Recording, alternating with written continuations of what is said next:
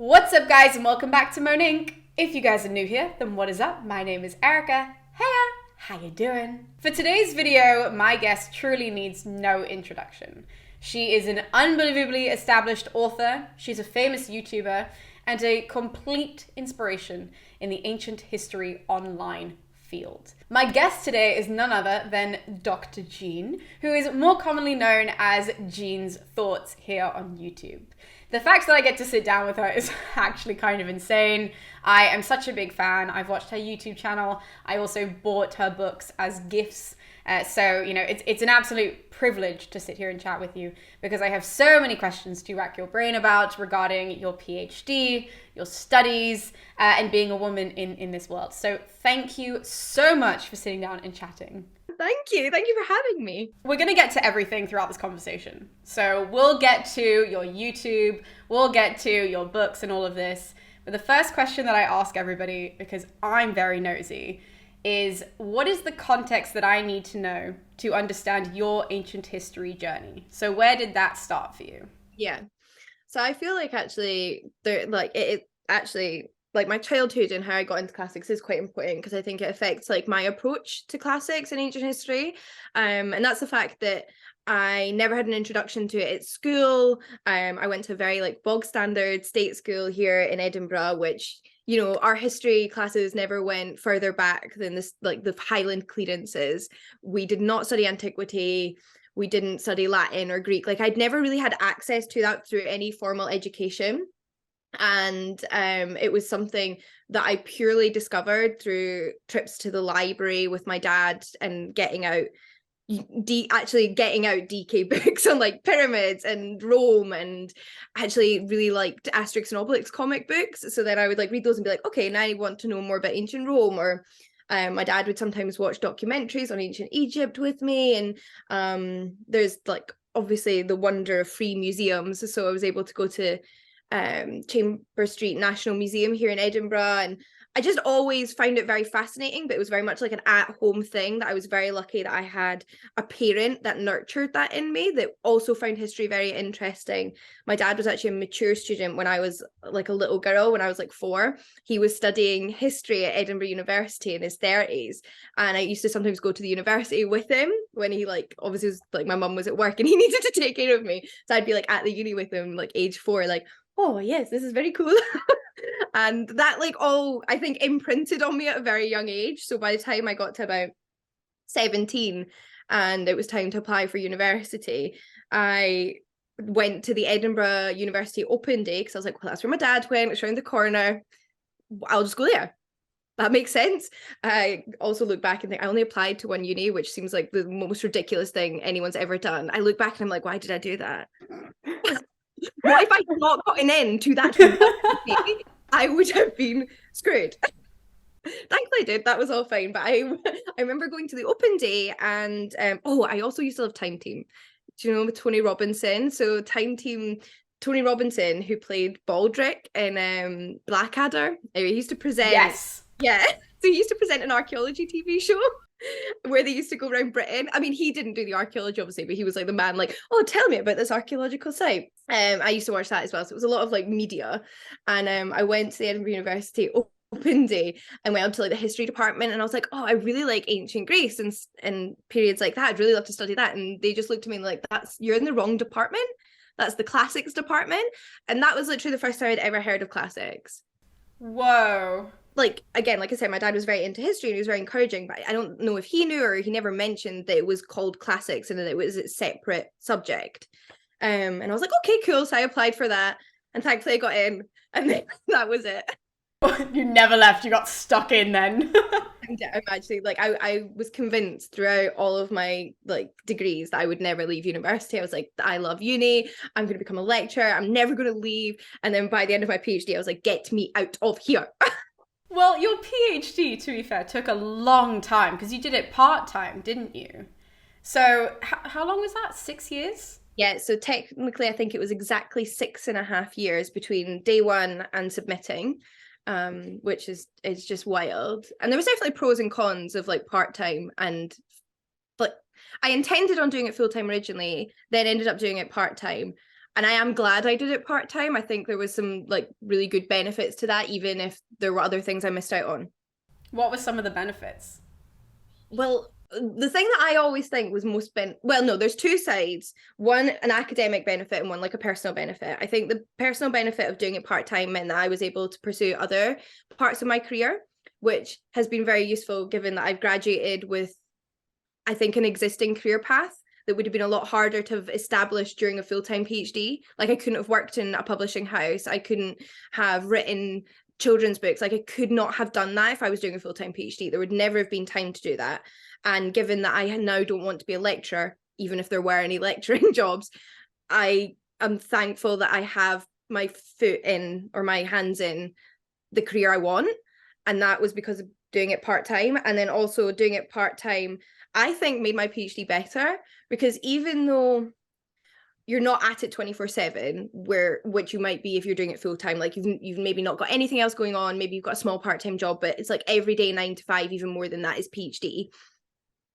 And even though it wasn't that, like I was doing other things, I was going to my like office job when I first started my PhD, and obviously thinking about other things, I still think the time span gave me more time to develop my research, because it's never gone. It's always in the back of your mind. And sometimes I'd read a book, like I read Angela Davis's Women, Race and Class. Is that what it is? I think it's called that, which is a non-fiction book about the history of Black women in the United States. And I was reading that for just personal edification, and there was a bit of it that clicked with something in my PhD, and I ended up citing it. And I think I had more time to engage with other random things and just mull on my PhD, that by the time I submitted it, I didn't have any changes to make. I was like really grateful when I did my Viva. They were like, okay, so you can't spell, so you need to go and correct that. And you've used apostrophes in a very creative way that we've never seen before, because apparently I just don't understand. I think it's just so big that you don't notice those mistakes anyway.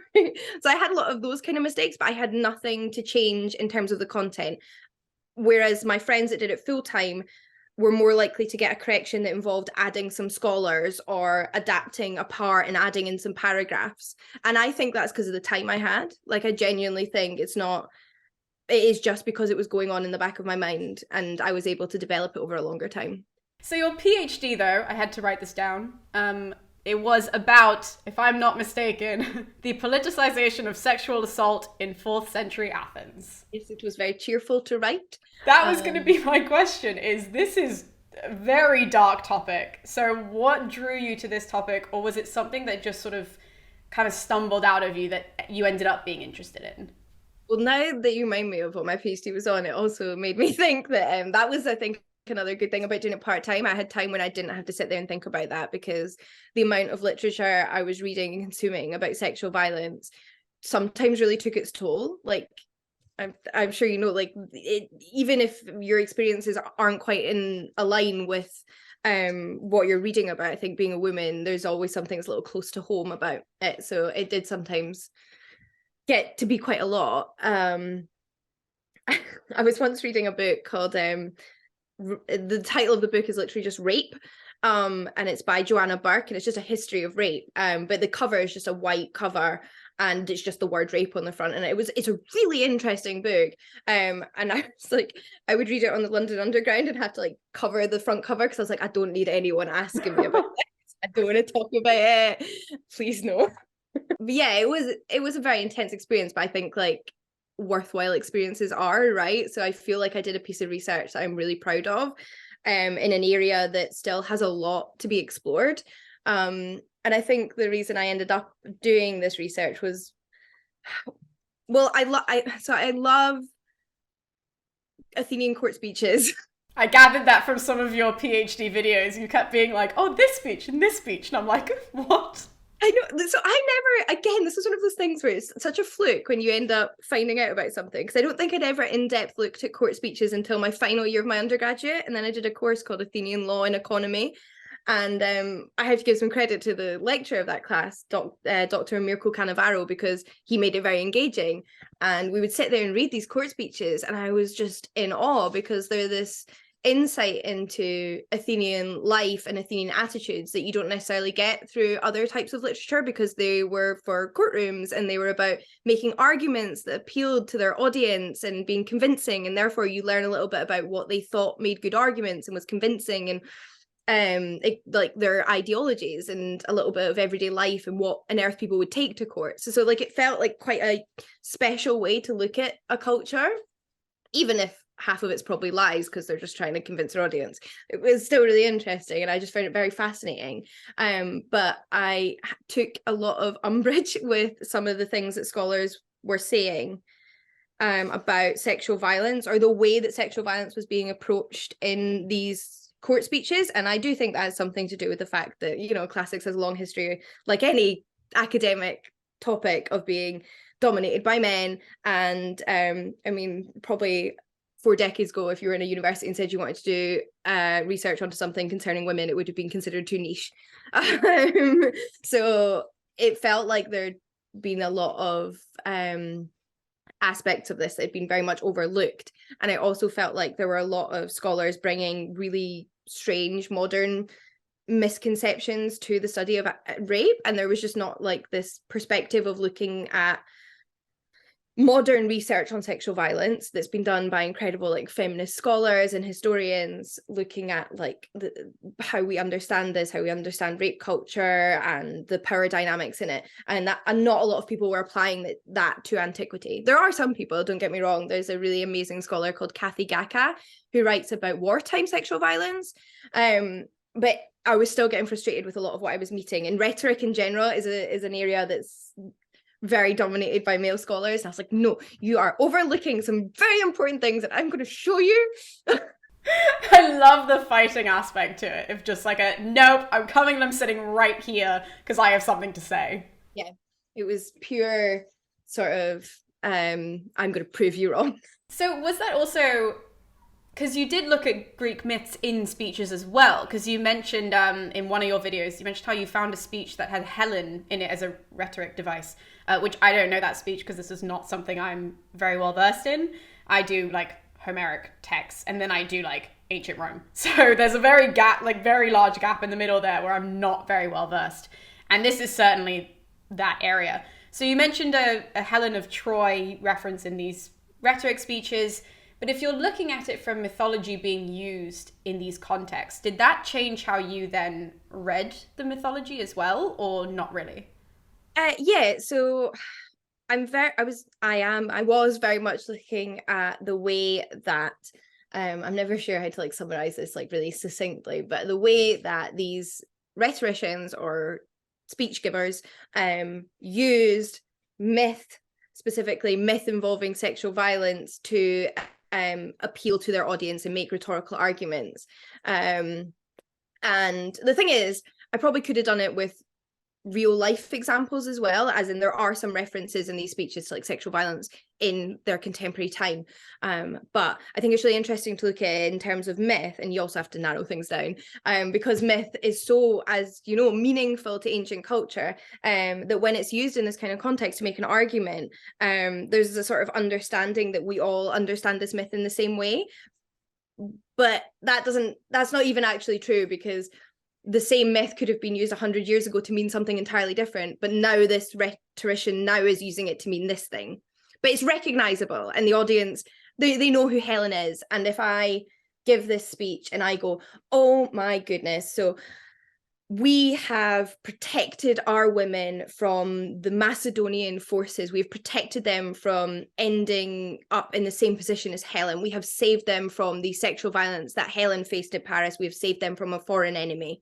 So you're able to make that appeal to that sort of emotional side of your audience through a myth. And that also means in court speeches in general, there is a tendency, there's a tradition not to mention women's names outside of mythology because you might shame them that way. So it means you've got these examples that you can also call on. They're like, we all know about these people, we can talk about them, we can talk about Procne and Philomela, and we can talk about Ares' daughter Alcippe, and we can talk about the sexual violence they faced because we all know those myths. And I will remind you that this is what the myth means, even though maybe 100 years ago it didn't mean that. But you listen to me, I'm telling you convincingly, this is what the myth means, and we've done what these mythological ancestors did, so we're awesome. Oh my god, this sounds insane. Obviously, the whole thing was like 70,000 words, so it's hard to kind of summarize. Now, you documented, though, this whole PhD on your YouTube, which were like my favorite videos. So I'm kind of embarrassed to say this like now. So I found you because of your children's books that I ended up buying the Greek myth book for Christmas, and it went down a storm, by the way. They absolutely loved it. But that's how I found you. And then I Googled, because I had a flip through before wrapping it and sending it off, that I then was like, oh, I wonder if this doctor has written anything else. Like, she has such great children's books. And then obviously I found your YouTube channel and your website, and I was like, how did I not know this person exists? Like, I was shocked though when you messaged me that I'd not seen your channel before, because I like to try and, stay in tune with who's talking about ancient history and classics online, because as much as we're like a very loud little group and we love our thing, there's not that many of us. there's such a small handful. That's why I was like, how did I not know that this channel exists, when literally you have these like very long like essays as well, like who's Medusa, like here's 50 minutes on who she is. I'm like, I should know that this person exists though. Like, It's so easy, I think, on the internet to just like anything to slip under the radar, even if you're searching for it. literally. But I loved your PhD videos, like your day in the life of like a PhD, because for me, like I think as well on my channel, I do very much like, let's summarize this thing. And so the whole video is like, we're just going to summarize the Iliad book 6 or whatever, which I love doing, guys, don't get me wrong. But it's not like fun content. Whereas like I found those videos were very fun. So what made you want to sort of document that whole experience and put it up? Well, not to sound conceited, but occasionally I do look back on my PhD videos, especially the ones from quite a few years ago where I've like just done an update and sat down and be like, this is where I'm at, mainly because I look back on it and I just laugh at myself and go, you're an idiot. You didn't do that. You didn't do that. You completely changed that. No. Like, there's something quite nice. Like, I've been making YouTube videos for such a long time now.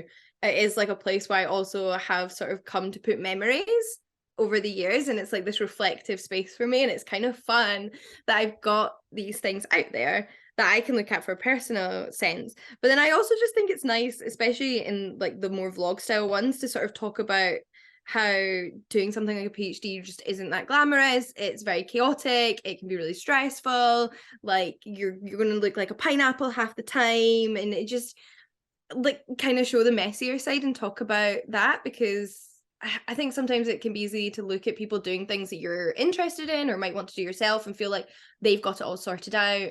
I wish I was doing what they're doing, and I wanted to feel accessible and like anyone can do it. Like if I did a PhD, like genuinely, I think anyone can do a PhD. Well, also watching those videos, like you have like a part of the day where you were just like, oh, this is my slump hour. You're like, oh, it's like 2 p.m. This is terrible. And literally watching that, I was like, that's my slump time too. Like, I don't understand why I feel like in Europe and like Italy, they understand midday is for napping, it is not for working. I don't know why this is how we do it. We get up and we just work straight, like with a short lunch break from like 9 to 5. This is not how the human body works. I don't believe it. Afternoon is for like napping and staring at the wall. and also you briefly said that you've been doing YouTube for so long. So I went back and checked when your first video was, and it was like, 10, 11 years ago. So take me back 10, 11 years ago, and what made you upload that first? Because you did those like book check-ins is what you were doing. So what made you want to do videos like that and just upload a video in the first place? So I feel like I'm such a stereotypical millennial sometimes, where it's like, the internet was such a fresh new thing when I was a teenager, and it was all very exciting. And I feel like you were one of two kids or teenagers. You were the kind that like was way more interested in socializing and doing things outside, or you were the kid that sat at home and figured out how the internet worked and then spent all your time on forums. And that was me. I was that one all the time. And I loved YouTube from like the conception, like back when the Vlog Brothers started. I was there for all of it, and I loved it all, and I was always like very engaged with YouTube.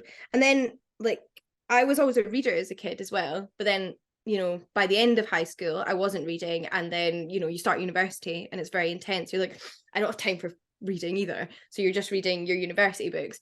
And then by this like late second year of uni, because that video on my YouTube channel, I think I was in third year of uni by then because my undergrad was 4 years. And so my second year of uni, I like started dabbling back into reading books, and like it was partly through YouTube that I did that. So that was when John Green published The Fault in Our Stars. And I was like, I'm going to read this, right? I've not read a new fiction book in about 3 years. I'm going to read The Fault in Our Stars. So I'll get that. And I got it for Christmas, and I read The Handmaid's Tale as well. I remember there was a few books that were like my get back into reading books. It was The Handmaid's Tale, The Fault in Our Stars, and a Terry Pratchett book. And that was like the first time I'd finished 3 books in even a year for such a long time. And it was because of like watching John Green, and then I was watching my now friend Lena's channel where she was talking about books occasionally, and I started to realize there was more people talking about books online. I was like, this is so cool. And I was like, I'm gonna do that. So I just put on my webcam and I was like, I'm gonna talk about books. That's so cute though. My attitude to life is very much like, if I want to try something, I'll try it, because you can give it up. Like, you don't have to keep doing it. You may as well just give it a shot. So I just decided, I had no friends that were really readers, not like big readers, and it was like suddenly I'd remembered how much I loved it, and I was like, well, I want these people to be my friends. So I must engage. But you know what? That's like how I was thinking when I started this channel, that like I didn't have any like classics friends because I went to university in the US. So then when I moved home, I didn't have any of those people to talk to. And I worked at a pub, and so like I would talk to the regulars about it. I'd be like, oh, I was reading this thing about whatever. And obviously they're just trying to drink their Guinness. They don't care. So I was like, I've got to have an outlet for this one way or another. And so I started the channel to be like, hopefully somebody enjoys it. Well, your books are kids' books, so they're children's books. They're my babies. So what started this whole journey with the books, and like, did you always want to be a kids author, or? I always wanted to be an author, like since age 7. Before I knew about ancient history or archaeology or anything, it was like author was the career goal. That was always what I wanted, and I always wrote. And I always, ever since I started university, and started studying classics and ancient history, I got more and more into the idea of writing nonfiction. But as much as I love my stodgy academia, I always kind of want to try accessible nonfiction. Like, that's what I was passionate about. I grew up on horrible history books and the DK photograph history books as well. Like, I love those. Those again were like what got me into history. And I was like, oh, I want to try accessible history books. I wasn't necessarily like, it has to be children's. I was kind of open to all ages. I really just wanted to try accessible history that anybody could read and engage with, because I just think like I hate the idea of research and academia, and I just stopped that sentence there. I hate the idea of all of that stuff being so insular and inaccessible to the rest of everybody else. It just seems so unfair and so stupid. So I hate that, and I got more and more keen on the idea of doing nonfiction. I wasn't quite sure how I'd pursue it, and then it was like a bit of like one of those strange series of events where so then like after a while of doing YouTube, I decided to start a podcast called That's Ancient History, because I wanted a format and a platform to talk about ancient stuff. That like occasionally I did ancient videos, but I thought, this seems like a good platform to do more non-fiction ancient history content that like different people will find, because some people don't watch YouTube, they listen to podcasts. So I decided to do that, and then that was going pretty well, actually. I don't want to say it's dead, because I would actually like to bring it back, but it's been a while, so I can't really say it's ongoing right now. The PhD took over, but like I did like 4 seasons of that, and it was going really well. Like, it was getting good engagement, and I think at the time as well there weren't really many ancient history podcasts, so that was nice. And so I was doing that, so I think I was getting more of a like presence online as somebody who did ancient history. And I actually wrote a few chapters of an adult non-fiction book on women in Greek mythology that I'd like pitched to some agents and stuff like that. So that didn't really go anywhere. And then out of the blue, I got an email from DK, from my current editor, Olivia, saying that like she listened to my podcast and she was aware of like what else I was doing and stuff like that. And she said, and they'd been thinking about maybe like updating their children's they hadn't done like an ancient history non-children's book in quite a few years. It was probably like the last one was probably the one I was reading, and they were wanting to lean into like illustrated books more. And anyway, so they were starting this new project and they were looking for writers, and she asked if I'd be, but she knew that I'd like, she knew some of my work from working in the Pan Macmillan publishing house as well. So like, you know, when you're just like, just sort of like you've met, like it did help that I was like in the industry, like it definitely did. And then like I'd built this reputation of doing ancient stuff online, and she asked not if I'd like to write the book, because obviously she didn't know if I could write a book, but she asked me if I'd like to sample writing the book, and if it was it, like come up with some ideas, write some chapters, and if they liked it, then we could work together. And thankfully they did. Yeah, so it was all a bit like random. It went like that. It was just like a series of random events that sort of somehow led to that one thing happening. So I remember the first few stories I wrote though for them to read is I wrote King Midas, and I wrote the story of Dionysus and the Dolphins, because I love that story. And I think it's such an entertaining story for children, the idea that he turns all the sailors into dolphins. Yeah, and then they liked it, and then we did it. And when you're writing these books for kids, this was one of my main questions for you that I like immediately was like, I have to remember to ask her that, was that because a lot of these myths are fun, but a lot of them are dark. And there is that switch, which obviously we cannot tell children all of this. So when you write, was it more so a case of change those things or leave out those things? So I think there's like a balance of both in a sense. With the first one, obviously that was my first time ever writing for children, but like in this sense, I had actually, in saying that, I forget other things I'd done. I'd been doing some talks at like festivals and schools about mythology to children. So I had already been doing some work in adapting mythology for children and making it interesting. I just hadn't written a book on it before. So I'd done that already. But I think working with DK was the perfect way in, because DK are an expert in children's nonfiction. They've been doing it for decades. They obviously have a lot of publishing rules, which all publishing houses do, on sort of like how they go about things. But they kind of know both what they're trying to do, but they also know like what schools and parents are looking for, because a lot of the books that DK publish, there is like a hope that like school libraries will buy them in. They're meant to be educational. So they obviously were able to sort of point me in the right or wrong direction if I got a bit too much, like although there were some back and forths on things where, so as we know, there's a lot of sexual violence in mythology. I mean, literally that's what my PhD was about. Like there's sexual violence all over it.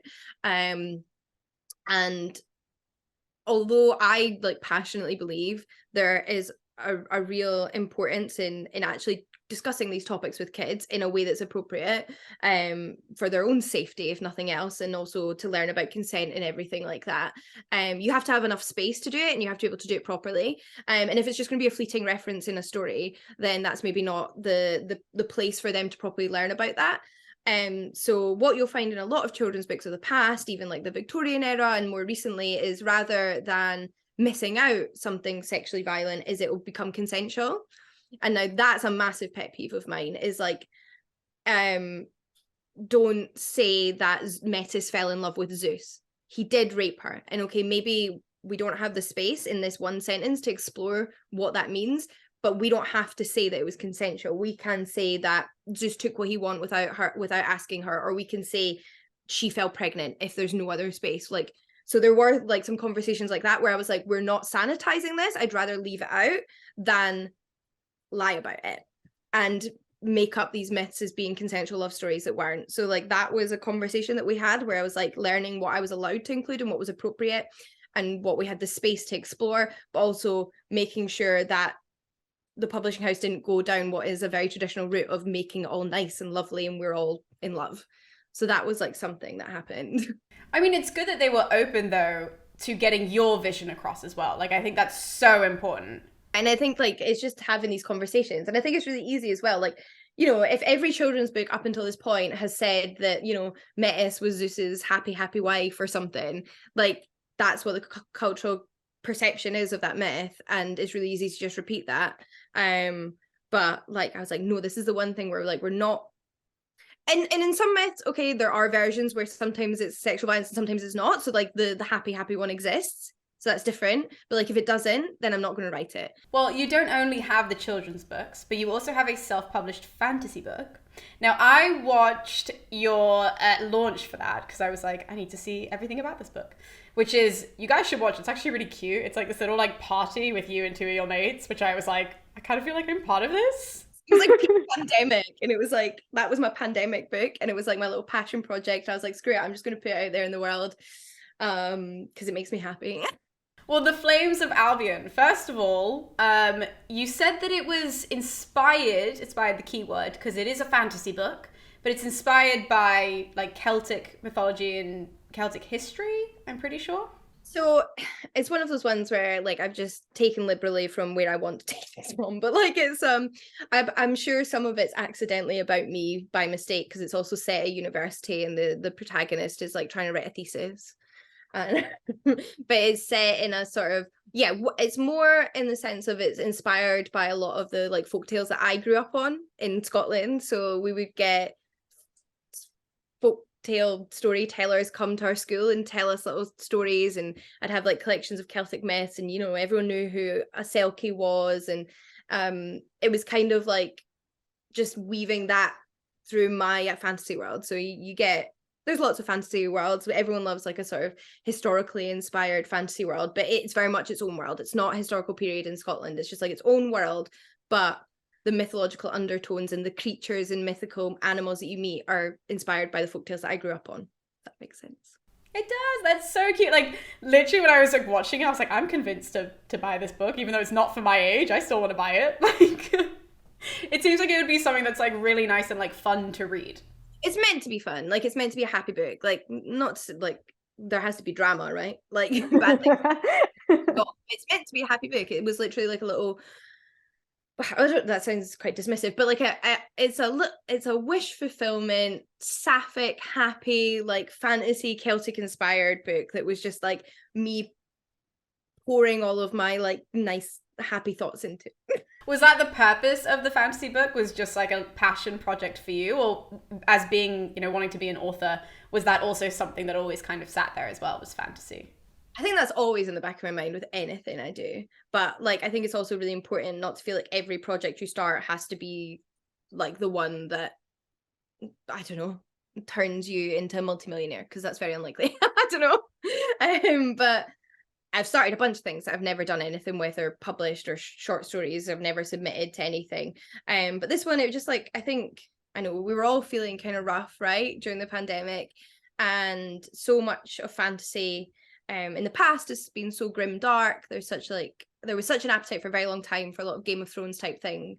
But what I wanted was was a fantasy novel where sure there's drama and intrigue, but you know, that was filled with hope and healthy relationships and smiles. And I felt like, you know, there's probably some other people feeling kind of crap that kind of want that too, and there's not a lot of that out there. There's some fantastic books, I mean, like TJ Klune and Becky Chambers write really hopeful, happy sci-fi and fantasy, but there's not like tons of it. And I was like, I'm just gonna give it to some people who might enjoy it in the way that I enjoyed writing it.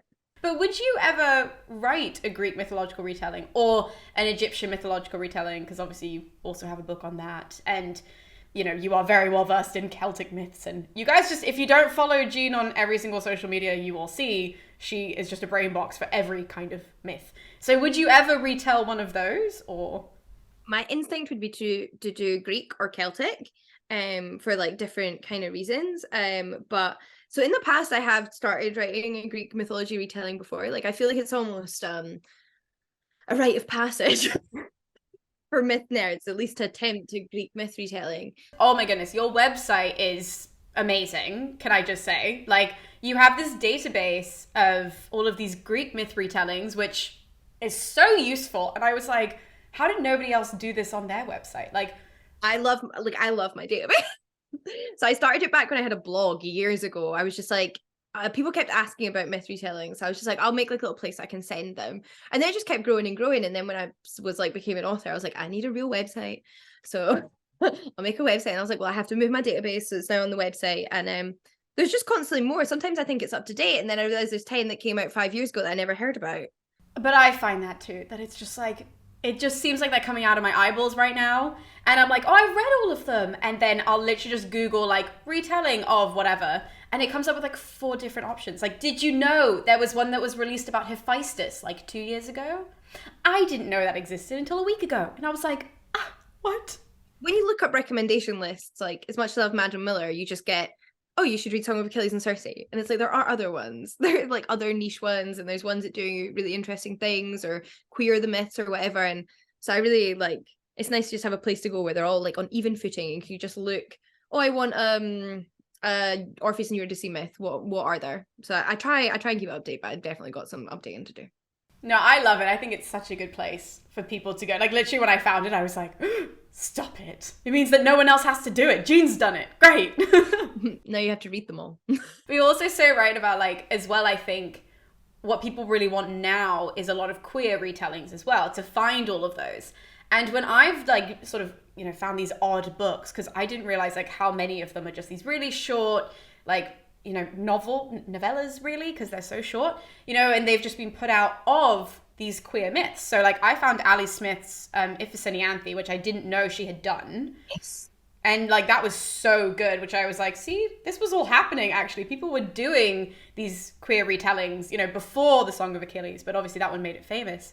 But like there are so many for people to dive into and find. Absolutely. And there's like, I've never read Mary Renault's books, but some of those are queer, aren't they? Yeah, the Alexander the Great ones. I stand like respectively. So something I like to ask everybody who's, you know, little ancient historian that comes on the channel is if you could give people advice who want to get into ancient history and classics, like just one little nugget of wisdom for them to come into it. Because a lot of my viewers, at least I presume a lot of yours as well, because we kind of do the same sort of introductory videos, are people who are either coming back to it later or who have kind of heard about it and want to learn more. And they're a little bit intimidated to just attack these texts or to really go into it. So what's your advice for them?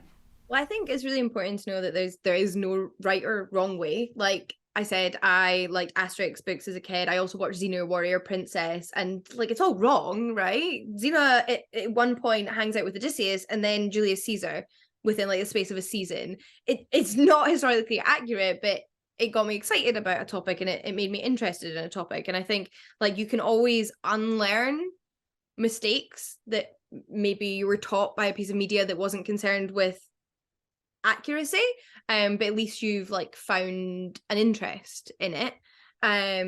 Although in that sense, maybe don't take everything for granted. That like Disney's Hercules has a few mistakes in it. So I think like it's really important to know that like it's just as valid a way to love mythology, getting into it through pop culture, as long as you don't use that necessarily as a historical source to then say like this is a fact. That's a little bit more like problematic.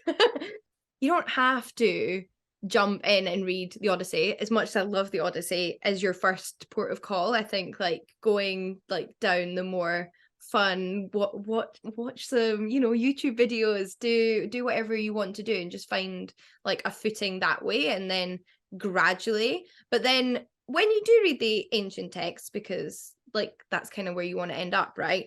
Don't let the sort of established academic world tell you that these are scary, intimidating, highbrow texts.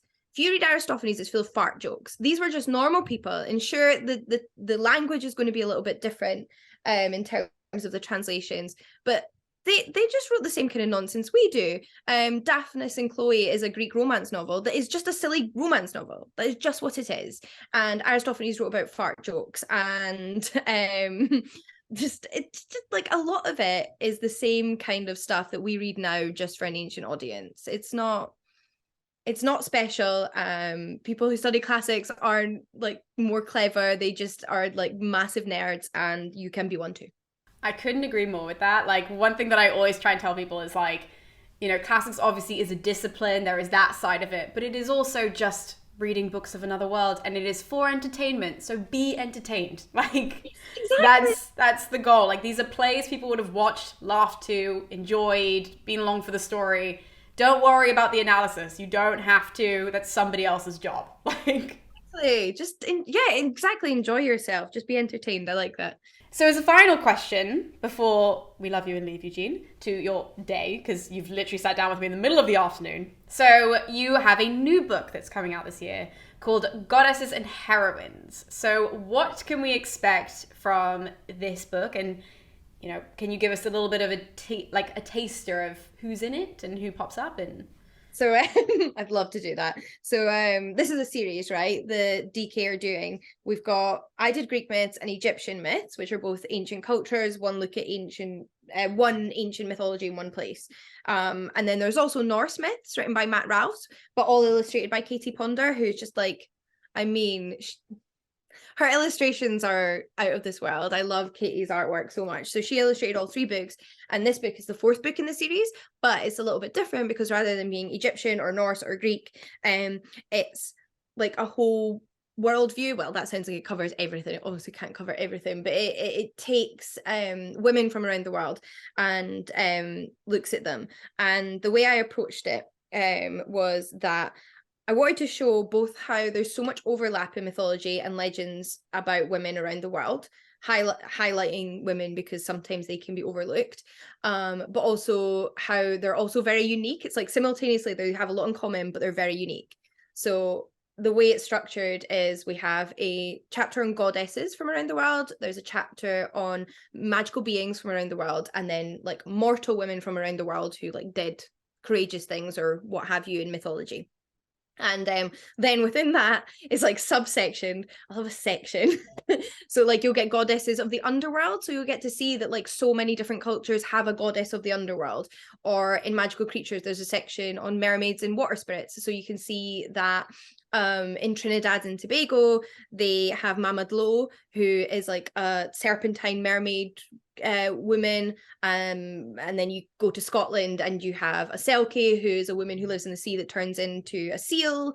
You go to France, you've got Melusine, who's a French mermaid. So it's like there's this overlap of, you know, we've all kind of got a version of a mermaid no matter where we are in the world, but they all have their own stories. So you get this overview of different creatures. You've got witches, you've got goddesses of love, you've got the first like creation stories with first women, so like Eve and Pandora. But then just to highlight some, like with all my books, there's actual stories for kids and their parents to read to them, or adults. I mean, I love reading kids' books as an adult. Like, I don't want to say they're just for kids. I sit and learn about penguins from children's books. Like, it's the best way to access a topic is through a children's book. That's what I think. So there are stories. So like then within each section you'll get a couple of stories just to give you a taste. So in the underworld goddesses section, you have Tuanatar, who is the Finnish goddess of the underworld. Her story is told. In the witches section, there's Medea from Greek mythology, who's a witch. In the mermaid section, there's Mama Dlo from Trinidad and Tobago. In the first women section, there's the Korean first women from Korean mythology. There's the Greek women from Greek mythology. And I love myth and folklore, and like I think it's really nice to remember that all of this is still very much alive. Like, it's not ancient, dead and gone.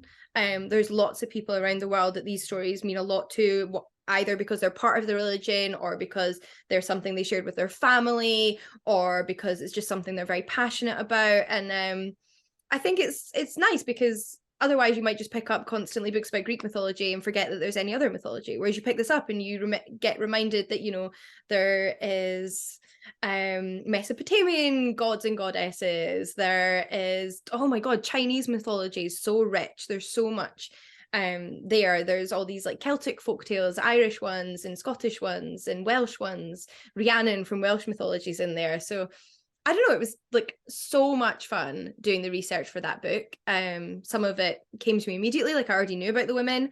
Others I just did a ton of reading and was like, oh my god, I've never heard of you, you're amazing, you must be in the book.